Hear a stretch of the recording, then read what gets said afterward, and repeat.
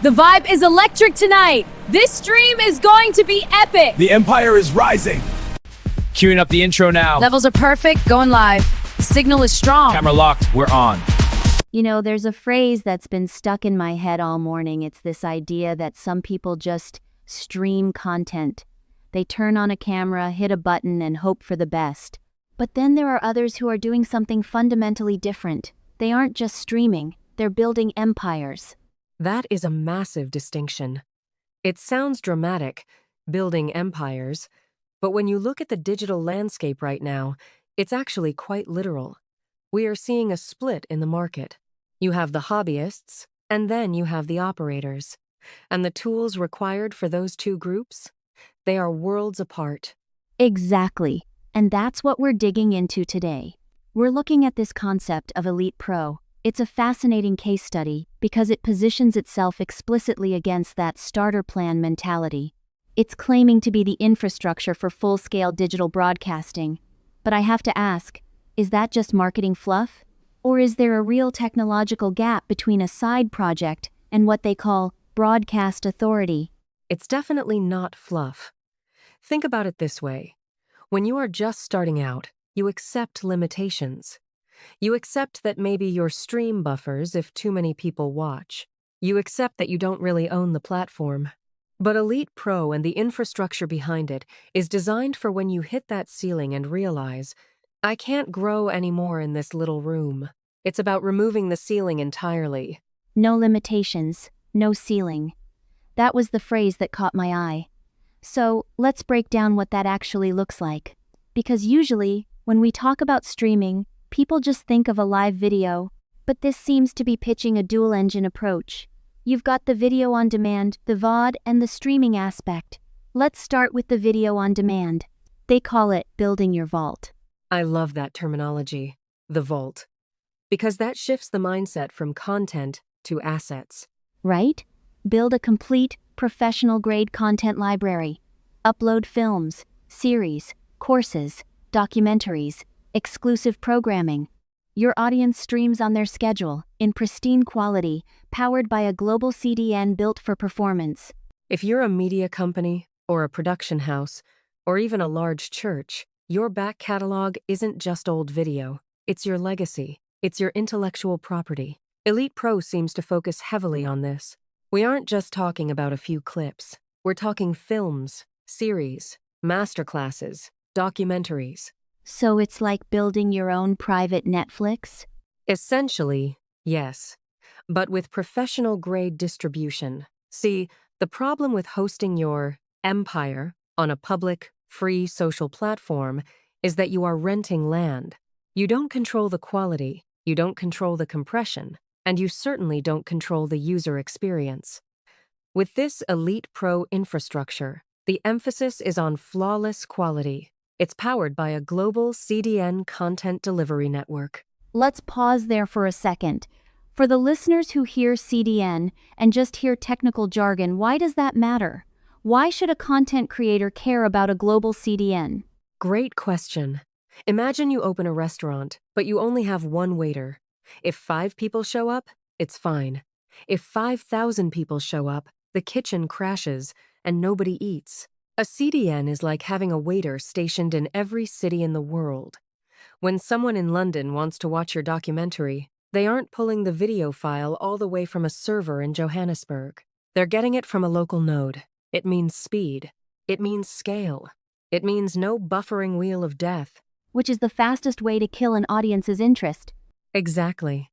And Elite Pro is offering 50 gigabytes of CDN storage. That is a significant allocation. In the SuperView ecosystem, that's the largest they offer. It's a signal that this is for people who have heavy, high-quality files. They aren't uploading 15-second blurry clips. They are uploading 4K masterclasses. It really does sound like it's built for operators.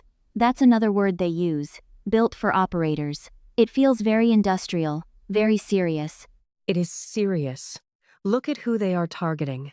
Government agencies, corporate training divisions, large churches. These aren't entities that can afford a glitch. Imagine a CEO doing a global product launch or a government press briefing, and the stream cuts out because of throttling. The reputational damage is massive. That leads us perfectly into the live aspect, because VOD is one thing that's the library, but streaming, that's where the adrenaline is, and it's also where the anxiety is. Oh, absolutely. Live is high-stakes poker. The script for Elite Pro says, stream without permission. I found that phrasing so interesting. Without permission. What does that imply to you? It implies autonomy. On many platforms, you are subject to their rules, their algorithms, or their arbitrary limits. Oh, you've been streaming too long. We're cutting your bandwidth. Or, you don't have enough subscribers to stream in 1080p. Without permission means you own the pipe. You want to broadcast a 1-2 hour conference? Do it. You want to host a massive worship service with thousands of concurrent viewers? Do it. No throttling, no compromises. That's the broadcast authority they talk about. It's interesting because it blurs the line between a tech company and a TV station. If you have this tool, you are effectively a station. You are. And that's the shift we spoke about at the beginning. The democratization of empire. 10 years ago, to have unrestricted live streaming and a global VOD library with 50 gigabytes of storage, that would have cost you tens of thousands of dollars in server costs and IT staff. You'd need a basement full of blinking lights. And now? Now, looking at the Elite Pro offering, it's 799 Rand per month.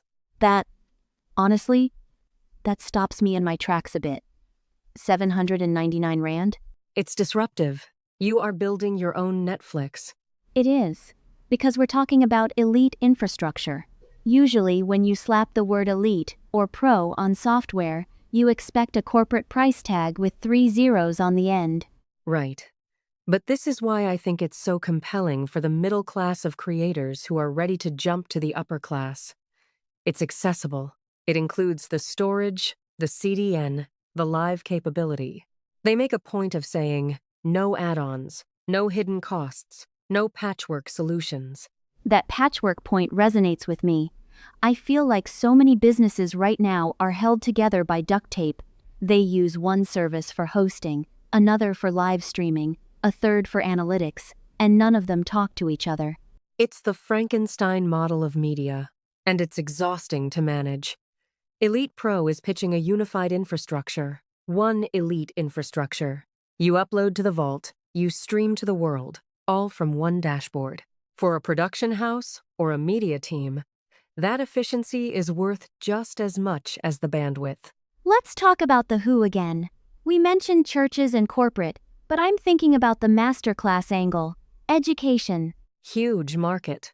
If I'm an expert and I want to sell a course, I need that premium feel. I can't have my high-ticket course looking like a Zoom call.